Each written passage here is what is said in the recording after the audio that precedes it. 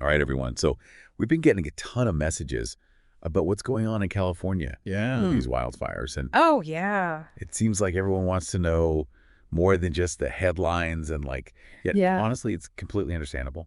I mean, Mm, just look at what's happening out there. absolutely. The Palisades fire, the Eaton fire, Right. the Hurst fire all burning at the same time. Yeah. It's really scary stuff. We're talking about thousands of people forced to evacuate, Mm-hmm. homes and businesses just gone, Yeah. and tragically lives lost. It's just a lot to take in. It's heartbreaking, honestly. And what's really scary Yeah. is just how fast these fires are spreading. Yeah. And it's like there's this perfect storm of conditions that are making it even worse. Right. But I think a lot of people point to the Santa Ana winds as a major factor. The Santa Ana wines. Yeah. Yeah, those are like California's infamous fire starters. Exactly. We hear about them every single fire season. Right. So can you break it down for us a little bit? Sure. Why are they such a nightmare for firefighters? Okay, so imagine a giant bellows pushing hot, dry air Oh, wow. from the Great Basin down through these canyons and valleys towards the coast. Okay. And they can reach speeds up to 100 miles per hour. 100 miles an hour. Yeah. Wow. So it creates basically this wind tunnel effect. Yeah. And it doesn't just fan the flames that are already there, Right. but it also sucks the moisture out of all the vegetation super fast Oh, wow. and turns it into perfect fuel for the fire. Oh, so it's not just about fanning the flames. It's like prepping the whole landscape Exactly. for this wildfire buffet. Yes, exactly. That's terrifying. And it gets even worse because these winds are so powerful. I know. They can actually ground firefighting aircraft, Really? which are super important for containing these fires early on. Right. It's imagine trying to aim a water drop from a plane in 100-mile-an-hour winds. Yeah. It's basically impossible. Right? It's like trying to hit a bullseye on a merry-go-round or something. Yeah, exactly. That's So crazy. it's a huge challenge. Yeah, and I'm starting to understand why the Palisades fire grew so quickly. Oh, yeah. From the size of a baseball field Mm-hmm. to covering an area like the size of Central Park It's insane. in hours. In hours. That's unbelievable. And because of that rapid spread, Yeah. they even had to shut down the Pacific Coast Highway, Wow. which is a major evacuation route just to Right. keep people safe. That's wild. Yeah. And speaking of evacuations, Right. the Eaton fire was particularly devastating. Yeah, that one was really bad. Sadly, 2 lives were lost Mm-hmm. and over 100 structures just gone. It's just awful. And, the Eaton fire really shows Yeah.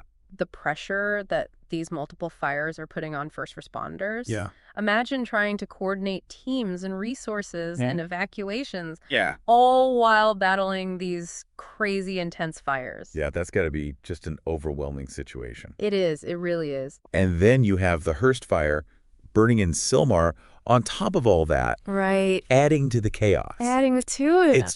It's a stark reminder Yeah. of how stretched thin resources become Totally. during these kinds of events. Yeah, absolutely. I mean, Governor Newsom declared a state of emergency, Right. and CL Fire has activated these things called incident management teams. Okay. And these are highly trained groups of people Okay. who coordinate everything Right. from firefighting strategy to resource allocation and communication. Wow. So they're basically the air traffic control for the whole firefighting operation. Well, yeah, that's a great analogy. Yeah. They're super important for bringing order Right. to a really complex and dangerous situation. Yeah, I can imagine. Yeah. And on top of everything else, we're hearing about all these widespread power outages. Oh, yeah. Apparently, over 175,000 customers are in the dark. It's a huge problem. Yeah. And it makes evacuations even harder. Oh, yeah, definitely. Because Power outages cripple communication. right. They disrupt traffic signals. Mhm. And they even affect water pumps Oh, wow. that are needed for firefighting. Yeah. It's this cascading effect that just adds to the burden on emergency responders. Wow. So it's one problem leads to another problem. Exactly. It's a chain reaction. Yeah, it's a scary situation. It is. But I have to say, in the midst of all this devastation, Yeah. I've been seeing so many stories of people helping each other out, Yeah, me too. setting up shelters, sharing resources, That's amazing. offering support online. People are really coming together. It's actually pretty inspiring to see. It really is. I mean, despite the fear and the loss, Yeah. these communities are showing incredible resilience. Yeah, right. Neighbors helping neighbors, Mm-hmm. volunteers putting themselves at risk to help others. Yeah. It's this like collective determination to overcome this challenge. Yeah, it's a good reminder that even in the face of this kind of destruction, Yeah, there's still this amazing capacity for compassion absolutely. and strength within these communities. For sure. It's really remarkable. Yeah. These fires, Mm. as devastating as they are, Yeah. they offer us a really important lesson. What's that? California's climate and landscape Mm-hmm. makes it really vulnerable to wildfires. Right. And it's not a question of if, Yeah. it's a question of when.